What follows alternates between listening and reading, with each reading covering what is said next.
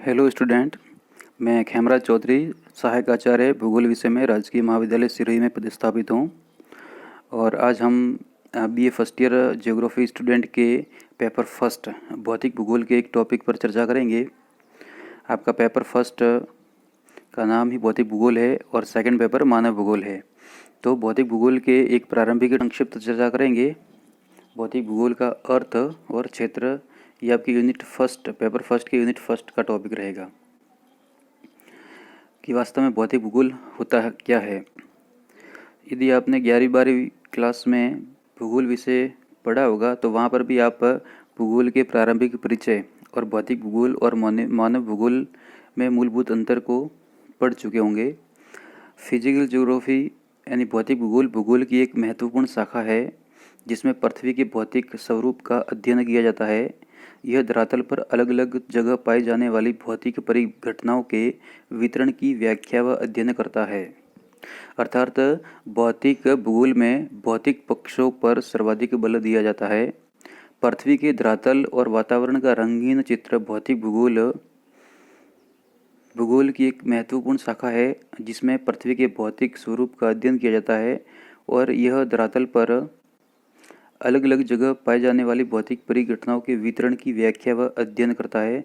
साथ ही यह भूविज्ञान, मौसम विज्ञान, जंतु विज्ञान और रसायन शास्त्र से भी जुड़ा हुआ है। इसकी कई उपशाखा हैं जो विविध भौतिक परिघटनाओं की विवेचना करती है।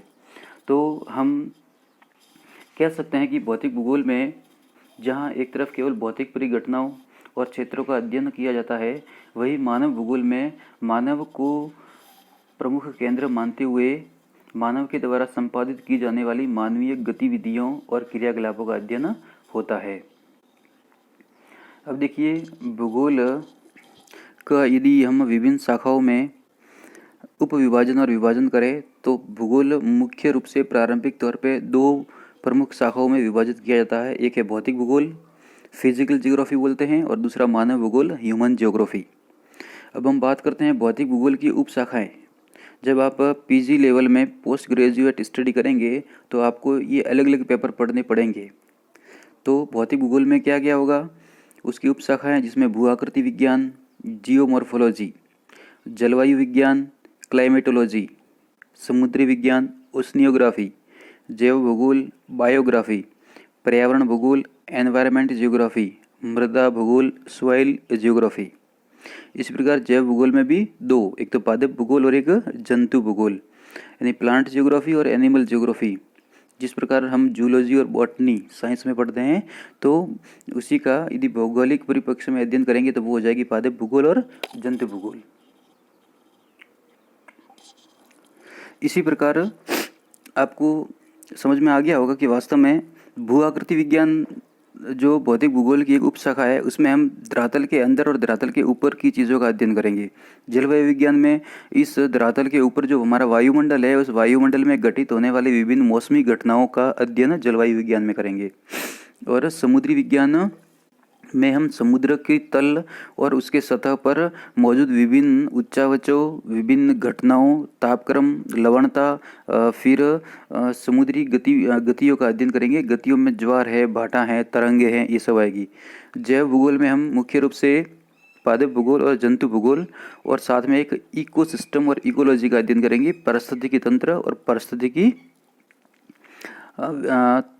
विज्ञान का अध्ययन करते हैं। इसमें पर्यावरण भूगोल और मृदा भूगोल, ये कुल मिला के यानी भौतिक भूगोल काफ़ी विस्तृत भागों में बटा हुआ है और इन चीज़ों का इसमें अध्ययन किया जाता है। दूसरी ओर मानव भूगोल की चर्चा करें तो मानव भूगोल में कौन कौन सी उपशाखा हैं, तो देखिए आर्थिक भूगोल, जनसंख्या भूगोल, अधिवास भूगोल, ऐतिहासिक भूगोल, राजनीतिक भूगोल, सामाजिक भूगोल और सांस्कृतिक भूगोल।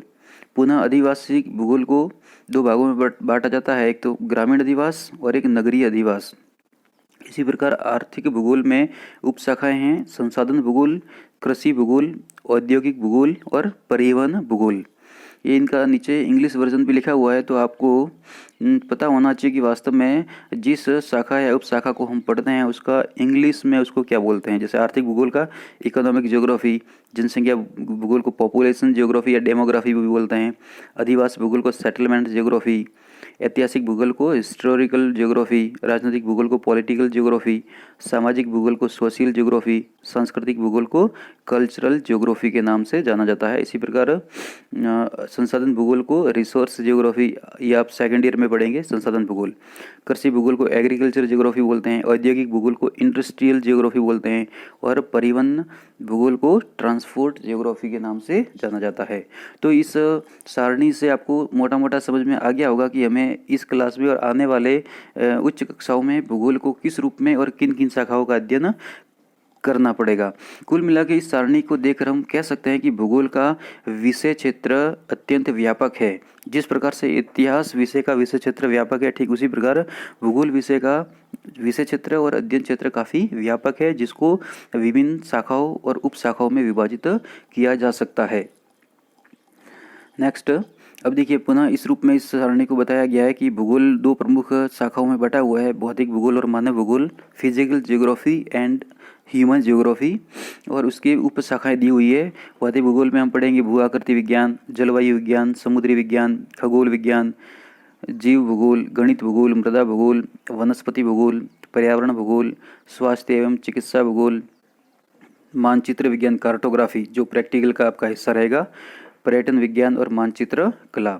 ठीक इसी प्रकार मानव भूगोल में ऐतिहासिक भूगोल, आर्थिक भूगोल, सामाजिक भूगोल, सांस्कृतिक भूगोल, राजनीतिक भूगोल, जनसंख्या भूगोल, अधिवास भूगोल, ग्रामीण भूगोल, नगरीय भूगोल, संसाधन भूगोल, सैन्य भूगोल, आचरण भूगोल, ये नया विषय है। कृषि भूगोल, परिवहन भूगोल, औद्योगिक भूगोल, प्रादेशिक नियोजन, दूरस्थ संवेदन, रिमोट सेंसिंग और जियोग्राफिकल इंफॉर्मेशन सिस्टम।